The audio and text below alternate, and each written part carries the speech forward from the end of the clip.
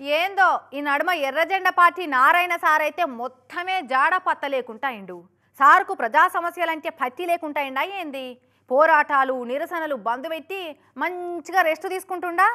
తాపుకోసారి చెవు కోసుకుంటా ముక్కు కోసుకుంటా అని ఛాలెంజ్లు చేసుకుంటా నిత్యం వార్తలకు వచ్చేటోడు సార్ అప్పట్లా. అసోంటి మనిషి ఇప్పుడు పురాగా నల్లపూసైండు అని ఇట్లా మొన్ననే అనుకున్నానో లేదో నిన్న రానే వచ్చిండు. నమస్తే నారాయణ సార్. అబ్బా ఏ కాలమే నారాయణ సార్ ఇట్లా ఎర్రకండు వేసుకొని ఎర్రన్నెల నడుమ నడుచుకుంటూ రాంగ చూడక ఏమున్నా సింగిల్ గా సెల్ఫీలు తీసుకుంటే ఇంట్లోకెళ్ళే సమస్యల మీద పోరాడుతుండు ఈ నడుమ. ఇక అట్లా నడవదనుకొని మళ్ళా మందిలకు వచ్చినట్టుండు.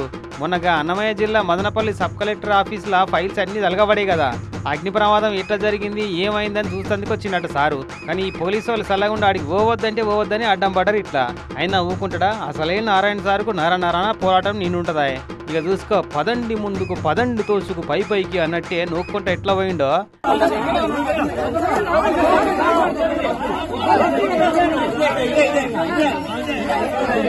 మొత్తానికి నారాయణ సారు పోరాట పటిమ ముంగట పోలీసు వాళ్ళు బెండ్ అయి సైడ్ ఇయ్యక తప్పలే. ఇక అక్కడ ఆఫీస్ బయట కిటికీ పక్క పంటి వాడున్న సగం గాలిన ఫైల్స్ కాగితాలను తీసుకొని ఫోరెన్సిక్ ల్యాబ్ సైంటిస్ట్ లెక్క పరిశీలించి చూసిండి. ఇట్లా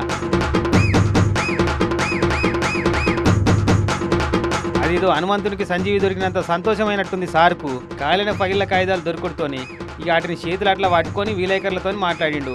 ఆగస్టు 4 తారీఖు సంది నష్టపోయిన బాధితులంతా రాండ్రి మీకు మేము అండగా ఉంటామని మాట్లాడిపోయిండు ఆడికెళ్ళి. మొత్తానికి మళ్ళా మునుపటోలే పోరాటాలు సురువు చేసినట్టే అనిపిస్తుందట సారు ఊపు చూస్తుంటే. 4వ తారీఖు ఆగస్టు ఆదివారం మదనపల్లికి ఈ బాధితులందరూ